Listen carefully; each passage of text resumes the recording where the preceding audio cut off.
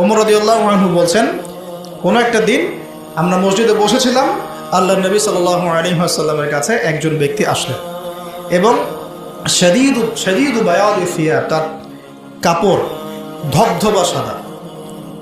তাহলে ধবধবা সাদা কাপড় পরার একটা দলিল পেলেন তো নাকি?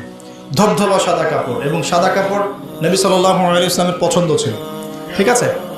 এবং চুলগুলো হচ্ছে কুচকুচে কালো, কুচকুচে কালো চুল। লা ইউরা আলাইহি আসারুস সাফার, তাকে দেখে মুসাফির মনে হচ্ছে না, তার দেহে চেহারায় মুসাফিরের কোনো চিহ্ন নাই, কোনো ক্লান্তি নাই, ঠিক আছে? এখন সে ব্যক্তি এসে হাত্তা জালাসান ইলা নবী সাল্লাল্লাহু আলাইহি ওয়াসাল্লাম, নবী সাল্লাল্লাহু আলাইহি ওয়াসাল্লামের সামনে সে বসে পড়লো। আর কি করলো? ফাসনাদা রুকবাতাইহি ইলা রুকবাতি, তার এই যে দুই হাঁটুর সাথে হাঁটু লাগিয়ে দিল। তাশাহুদে আমরা যেভাবে বসি এইভাবে